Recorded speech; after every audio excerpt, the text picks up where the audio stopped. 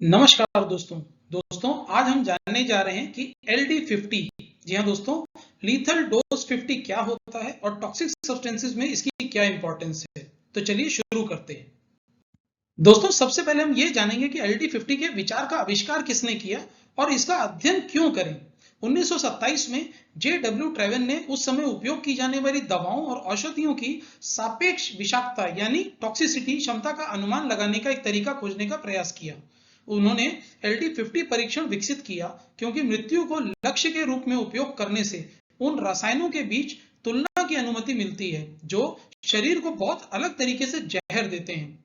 Trayvon के प्रारंभिक कार्य के बाद से अन्य वैज्ञानिकों ने LD50 के निर्धारण के लिए अधिक प्रत्यक्ष तेज तरीकों के लिए अलग अलग दृष्टिकोण विकसित किए।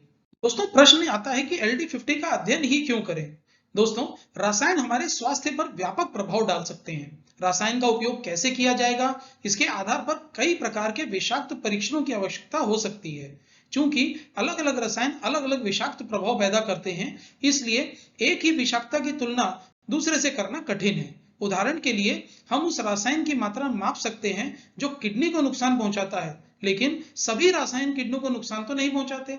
हम यह कह सकते हैं कि जब 10 ग्राम रसायन A दिया जाएगा तो तंत्रिका क्षति देखी जाएगी और जब 10 ग्राम रसायन B दिया जाएगा तो गुर्दे की क्षति देखी जाएगी। हालांकि यह जानकारी हमें यह नहीं बताती कि A या B कौन सा अधिक विषैला है, क्योंकि हम नहीं जानते कि कौन सी क्षति अधिक गंभीर या हानिकारक है।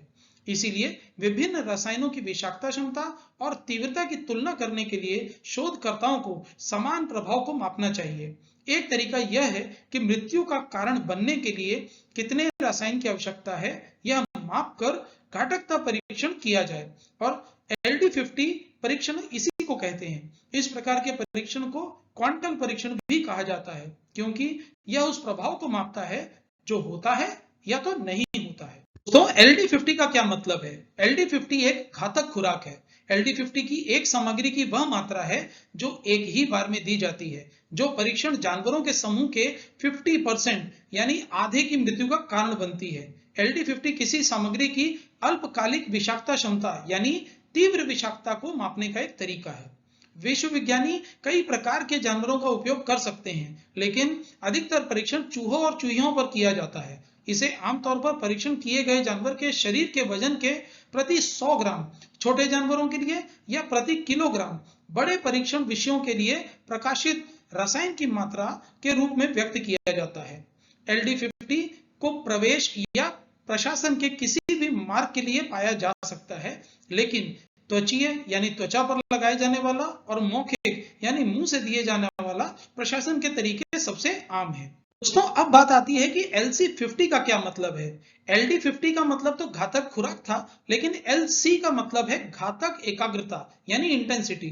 LC मान आमतौर पर हवा में एक रसायन की एकाग्रता को संदर्भित करता है, लेकिन पर्यावरण अध्ययन में इसका मतलब पानी में एक रसायन की एकाग्रता भी हो सकता है। आर्थिक सहयोग और विकास संगठन OECD के रसायनों के परीक्षण के दिशा निर्देशों के अनुसार एक पारंपरिक प्रयोग में जानवरों के समूह को एक निर्धारित अवधि आमतौर पर 4 घंटे के लिए एकाग्रता यानी इंटेंसिटी या सांद्रता की श्रृंखला के संपर्क में लाया जाता है। जानवरों पर 14 दिन तक चिकित्सीय निगरानी रखी जाती है। हवा में रसायन की सांद्रता जो अवलोकन अवधि के दौरान 50% परीक्षण जानवरों को मार देती है, वह LC50 मान है। विशिष्ट कानूनों के आधार पर एक्सपोजर की अन्य अवधि पारंपरिक 4 घंटे की तुलना में लागू हो सकती है। दोस्तों अब हमने समझ लिया है LD50 क्या है और LC50 क्या है।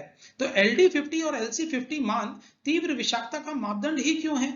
तो तीव्र विषाक्तता एक रसायन की एक मौखिक यानी मुंह से दी जाने वाली प्रशासन के बाद या हवा में किसी रसायन के 4 घंटे के संपर्क के बाद अपेक्षाकृत जल्द ही दुष्प्रभाव पैदा करने की क्षमता है। अपेक्षाकृत शीघ्र को आमतौर पर मिनटों, घंटों या दिनों की अवधि के रूप में परिभाषित किया जाता है, लेकिन शायद ही कभी इससे अधिक होता है।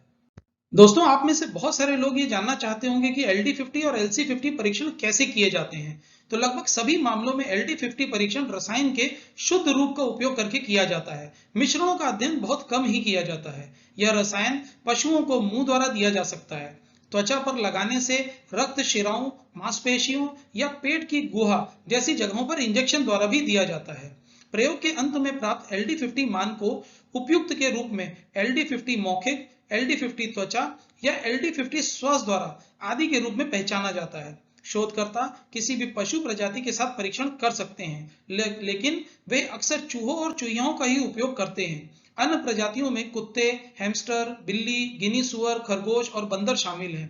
प्रत्येक मामले में LD50 मान को पशु के प्रति किलोग्राम शरीर के वजन के अनुसार प्रशासित रसायन के वजन के रूप में व्यक्त किया जाता है और यह इस्तेमाल किए गए परीक्षण जानवर और जोखिम या प्रशासन के मार्ग को बताता है। उदाहरण के लिए LD50 मौखिक चूहे में 5 मिलीग्राम पर किलोग्राम, LD50 त्वचा खरगोश में 5 ग्राम पर किलोग्राम का अर्थ है कि चूहे के शरीर के प्रत्येक 1 किलोग्राम वजन के लिए उसे रसायन की 5 मिलीग्राम जब मुंह से एक खुराक में दी जाती है तो 50% की मृत्यु का कारण बनती है। तो यहाँ पर आपको समझ में आ गया होगा कि 50 क्यों बोला जाता है, यानी उनमें से 50% की ही मौत होगी। दोस्तों, यदि किसी यौगिक में सांस लेने से होने वाले घातक प्रभावों का परीक्षण किया जाना है तो रसायन, जो कि आमतौर पर गैस या वाष्प होता है, उसको पहले एक विशेष वायु कक्ष में ज्ञात सांद्रता यानी कंसंट्रेशन में मिलाया जाता है, जहां परीक्षण किए जाने वाले जानवरों को रखा जाएगा। यह सांद्रता आमतौर पर प्रति मिलियन भाग यानी ppm या मिलीग्राम प्रति घन मीटर के रूप में उद्धृत की जाएगी। इन प्रयोगों में 50% जानवरों को मारने वाली सांद्रता को LD50 नहीं बल्कि LC50 कहा जाएगा। जब LC50 मान की सूचना दी जाती है तो इसमें अध्ययन किए गए परीक्षण जानवर के प्रकार और जोखिम की अवधि भी बताई जानी चाहिए। उदाहरण के लिए LC50 चूहा 1000 ppm फॉर 4 आवर्स या LC50 माउस 5 मिलीग्राम पर मीटर क्यूब फॉर 2 आवर्स बताई जानी चाहिए। दोस्तों, एक बहुत ही इंपॉर्टेंट प्रश्न है कि मैं एक LD50 मान की तुलना दूसरे से कैसे करूं और इसका मनुष्यों के लिए क्या अर्थ है। सामान्य तौर पर LD50 मान जितना छोटा होगा, रसायन उतना ही अधिक जहरीला होगा। इसका विपरीत भी सच है कि LD50 मान जितना बड़ा होगा, विषाक्तता उतनी ही कम होगी। LD50 परीक्षण की जा रही किसी विशेष पशु प्रजाति के तनाव, लिंग और आयु समूह में किसी रसायन की तत्काल या तीव्र विषाक्तता का माप देता है। इनमें से किसी भी चर, उदाहरण के लिए प्रकार का जानवर या उम्र को बदलने से एक अलग LD50 मान मिल जाएगा। LD50 परीक्षण ना तो किसी रसायन के दीर्घकालिक जोखिम प्रभावों के बारे में जानकारी देने के लिए डिजाइन किया गया था और ना ही इसका उद्देश्य ही था। एक बार जब आपके पास LD50 मान हो तो विषाक्तता पैमाने का उपयोग करके इसकी तुलना अन्य मूल्यों से की जा सकती है। कभी कभी भ्रम पैदा होता है क्योंकि कई अलग अलग विषाक्तता पैमाने उपयोग में होते हैं। उपयोग किए जाने वाले दो सबसे आम पैमाने हैं हॉज और स्टर्नर स्केल और गॉसेस-लेनिन-स्मिथ और हॉज स्केल। ये तालिकाएं प्रत्येक वर्ग को दी गई संख्यात्मक रेटिंग और प्रत्येक वर्ग का वर्णन करने के लिए उपयोग किए जाने वाले शब्दों में भिन्न भिन्न है। यह जानना भी महत्वपूर्ण है कि किसी दिए गए रसायन के लिए वास्तविक LD50 मान एक्सपोजर के मार्ग जैसे मौखिक, त्वचीय या सांस लेना के आधार पर भिन्न हो सकता है। उदाहरण के लिए डाइक्लोरोबोस के लिए कुछ LD50 एक कीटनाशक जो आमतौर पर घरेलू कीटनाशक स्ट्रिप्स में उपयोग किया जाता है नीचे सूचीबद्ध है। मौखिक LD50 चूहा 56 मिलीग्राम पर किलोग्राम, त्वचीय LD50 चूहा 75 मिलीग्राम पर किलोग्राम, इंट्रापेरिटोनियल LD50 चूहा 15 मिलीग्राम पर किलोग्राम, इनहेलेशन LC50 चूहा 1.7 ppm या 15 मिलीग्राम पर मीटर क्यूब 4 घंटे के एक्सपोजर के साथ, मौखिक LD50 खरगोश 10 मिलीग्राम पर किलोग्राम, ओरल LD50 कबूतर 23.7 मिलीग्राम पर किलोग्राम, मौखिक LD50 चूहा 56 मिलीग्राम पर किलोग्राम, मौखिक माउस 61 मिलीग्राम पर किलोग्राम, मौखिक कुत्ता 100 मिलीग्राम पर किलोग्राम, मौखिक सुअर 157 मिलीग्राम पर किलोग्राम है। दोस्तों, जैसा कि आपने देखा कि जिस तरह से मौखिक, त्वचीय या सांस लेना के हिसाब से वह चेंज हो रहा था, उसकी वैल्यू भी चेंज हो रही थी और जैसे जैसे माउस, कुत्ता और सुअर की तरफ हम गए वहां पर उसका वैल्यू भी बढ़ता गया, क्योंकि जितना भारी वजन होगा उतना ही ये ज्यादा लगेगा। दोस्तों, ये है हॉज और स्टर्नर स्केल। इसमें अत्यंत विशाला से लेकर अपेक्षाकृत हानि रहित तक इसको गेज किया गया है। आप जब भी इन चीजों को देखें तो इस टेबल के हिसाब से ही देखें। और ये जो दूसरा टेबल है ये गॉसेस-लेनिन-स्मिथ और हॉज वाला है।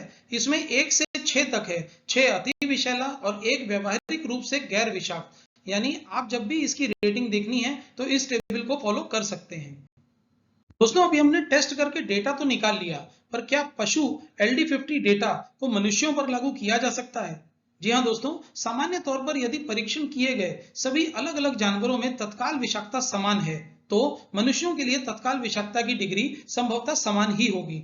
जब विभिन्न पशु प्रजातियों के लिए LD50 मान भिन्न होते हैं, तो मनुष्य के लिए संभावित घातक खुराक का अनुमान लगाते समय अनुमान और धारणाएं बनानी पड़ती हैं। जानवरों के LD50 मूल्यों को मनुष्यों के लिए संभावित घातक खुराक मूल्यों में अनुवाद करते समय विशेष गणना का उपयोग भी किया जाता है।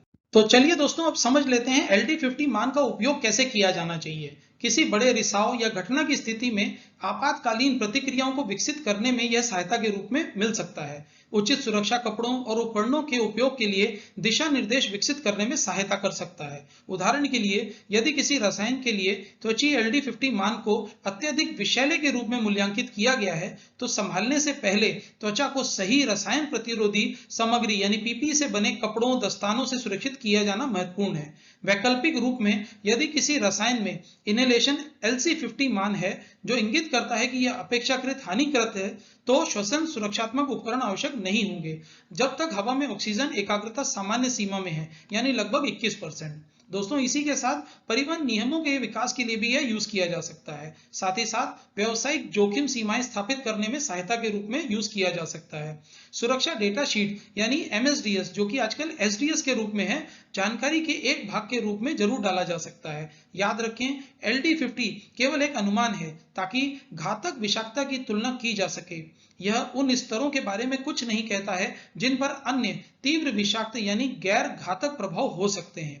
LD50 विषाक्तता की जानकारी का केवल एक स्रोत है। किसी रसायन की तत्काल या तीव्र विषाक्तता की अधिक गहन तस्वीर के लिए अतिरिक्त जानकारी पर विचार किया जाना चाहिए, जैसे कि सबसे कम खुराक को जो विषाक्त प्रभाव का कारण बनती है, विषाक्त प्रभाव से पुनर्प्राप्ति की दर और कुछ के संपर्क में आने की संभावना मिश्रण के परिणाम स्वरूप किसी एक रसायन का विषैला प्रभाव बढ़ सकता है। इन जानकारियों को हमें अपने दोस्तों के लिए यूज करना चाहिए। दोस्तों आपने LC50, LD50, उसके एग्जाम्पल्स, उसको कैसे यूज करना चाहिए, कैसे उसकी टेस्टिंग होती है, ये सभी चीजें अच्छी तरह से समझ ली हैं। मैं ये जानता हूं कि आप लोगों को यह सब बहुत ही अच्छी जानकारी मिली है और आप हमारे चैनल पर फिर से आना चाहेंगे। इसलिए मैं आपसे रिक्वेस्ट करता हूं कि प्लीज आप हमारे चैनल को सब्सक्राइब करिए, ताकि हम आपके लिए ऐसे और वीडियोस लेकर के आ सकें, ताकि हम लोग मानवता की सेवा के लिए जो वीडियोस बना रहे हैं, जिससे हमारे दोस्तों की जान बच सकती है, वह सब तक पहुंचे। प्लीज इसे अपने दोस्तों, सेफ्टी ऑफिसर्स, जो इंजीनियर्स काम करते हैं, जो केमिकल इंडस्ट्री में आपके दोस्त काम कर रहे हैं, उन सभी तक पहुंचाएं। आप सभी लोगों का इस चैनल के साथ जुड़ने के लिए धन्यवाद।